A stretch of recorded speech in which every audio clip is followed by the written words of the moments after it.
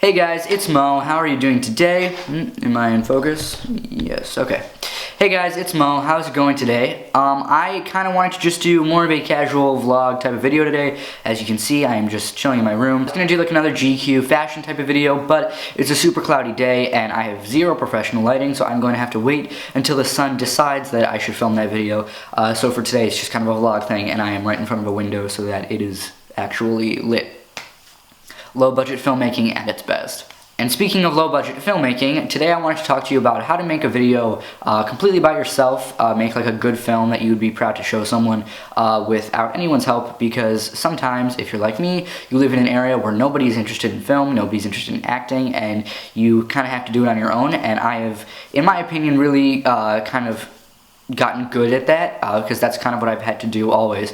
So I feel like I've gotten pretty good at being able to make good content by myself. Obviously, it's a much longer process if you do it by yourself, and there's a lot of workarounds, but it is possible. So I kind of wanted to show people that you can do it if you don't have a big film community around you, and that you always have the power to make good content and be creative, even if you don't think that you're in an area where that could happen. So today, to kind of show you an example, I'm going to use the video that you saw yesterday, which was the road trip, and it's a short film that I made based off of a passage in a book called Big Magic, and I'm just going to kind of use that as an example to kind of show you how I made that, basically, and that'll show you how to make a video alone, because I did that all by myself. Okay, so the first thing that you do is you have to have an idea, obviously, and you are going to be kind of limited in your ideas on what you can and can't make, because if you're thinking of making a film with like 3 different characters and stuff like that, not really going to happen because you have no actors. So you are available to act, and you have props, and you have whatever's around you. So your ideas kind of have to be conducive to that, but it sounds limiting, but there's actually so much you can do with it. So, Big Magic, I've talked about this before. It's a great book. You should all read it if you haven't read it. But there's a passage that I really liked called The Road Trip, which I think was a great concept and a well-written paragraph, and it was just really fascinating, so I wanted to make it into a film. And that was a great thing to make into a film because it only needed one person, which was me, and the rest I could use props for, and it was pretty short, and I could get it all done by myself. Second up is storyboarding, and I cannot stress the importance of storyboarding your film. When you are by yourself, you need to have a storyboard, you need to have a shot list, because no one else is holding you accountable to get certain shots. Like, no one's gonna be like, oh wait, I think that you forgot to get this one, and you're like, all right, thank you, let me just go grab that. You're just in charge of making sure you get everything, so if you're done with it and you remember there was one that you didn't get, it's like, it's too late. So I personally keep all my storyboards in a notebook. It just looks like this, and I keep it all organized by like post-its that I cut. I know that they do make storyboard notebooks that have the boxes already put in, but I have not found one that I like enough to stop using this notebook, which I love. I have a bunch of these. And the paper's just so nice that I stick to these, even though I do have to draw all the boxes myself, but it takes like an extra 10 seconds. So this is the first page of the storyboard for the road trip. As you can see, I just kind of draw out like a rough sketch of every shot, and then I'll write in little notes, and underneath each box I'll label what voiceover is going to be playing during that time, or if I'm doing like a music video type of thing, I'll put in what lyrics are going to be playing, or if it's just instrumental, I'll do like instrumental 5 to 10 seconds, or however long that instrumental break is, and then I know that that's the shot that's going to be there. And then also I'll show you some side-by-side of shots that I drew, and then what they actually turned into in the real film.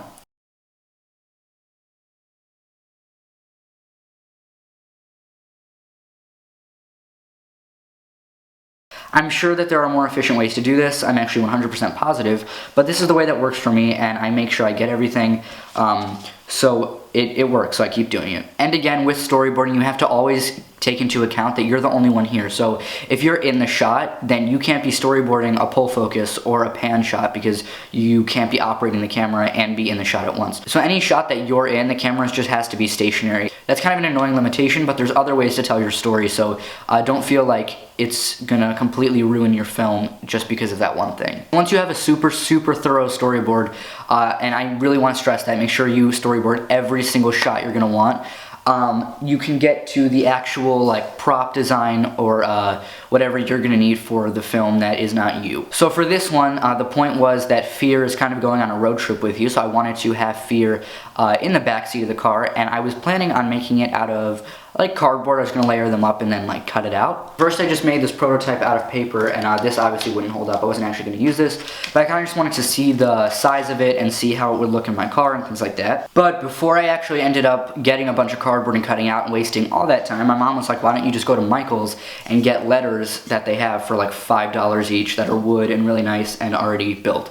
And I was like, genius idea, let me do that. And I was planning on just kind of bolting them together behind, but I actually want to return them because I'm never going to use these again. So I didn't end up doing anything to them, and I'm going to probably take them back like today or tomorrow. Okay, after you have your idea and your storyboard and your props, you can finally start shooting. Make sure that you pick a day with good weather if you're going to be outside, or good lighting, or wherever you need, because you don't want to end up day of and there's one thing missing that just ruins your entire shoot and then you can't go on with it. The one good thing about being the only person there, though, is that it's not like you need to schedule 30 other people to come back at different time. You're just like, all right, I will go back and hang out, and then I will come back later because I am the only person I'm relying on. When you're shooting, it won't be that difficult to shoot like the props and the scenery and establishing shots and stuff like that, but the hardest challenge that you're going to run into is filming yourself. There are a few tips I have for if you're going to be doing this a lot, like if you live in a small town or something and this is something you're really going to be doing a lot. I would highly recommend getting a Canon or any camera that has a fold-out screen,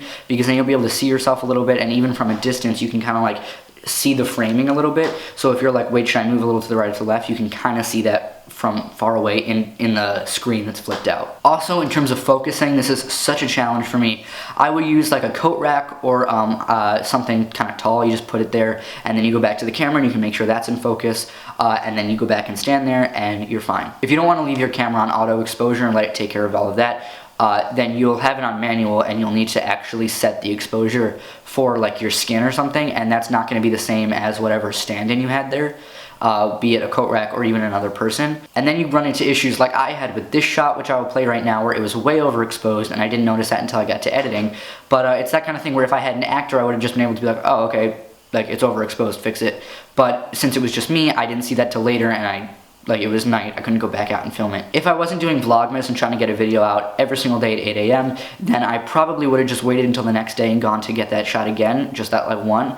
But I had to get it out as fast as possible, so those are just one of the things that you don't really have any choice with. You just use that shot that you have. So I would say maybe just leave it on auto. I know that's kind of blasphemy for a lot of photographers and filmmakers, but I think that if it's going to help you tell your story better, then leave it on auto, you know what I mean? Like, you don't need to have the manual setting on just to say that you had the manual setting on.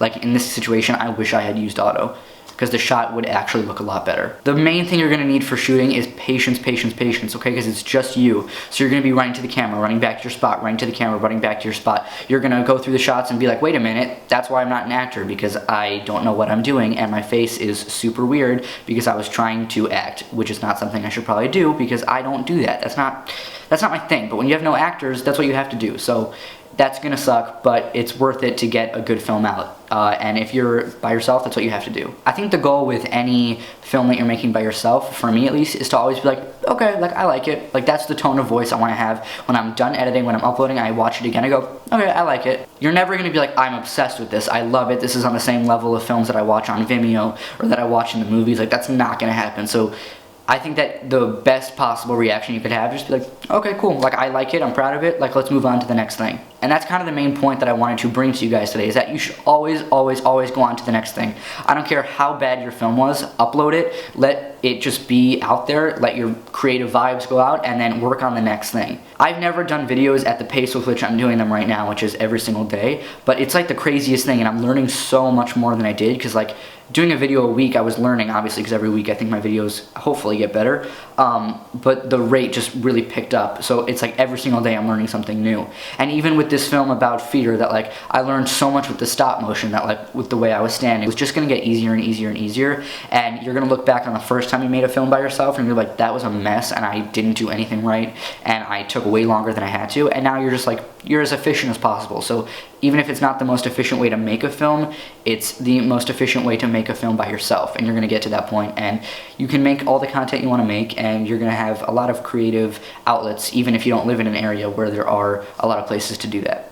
thank you so much for watching. I know this is more of a casual video today, but I thought it'd be interesting and helpful. I know that a lot of other filmmakers watch my videos, so let me know if you got any good tips from this, and also any tips that you have for shooting alone, because I always need more efficient ways to do things.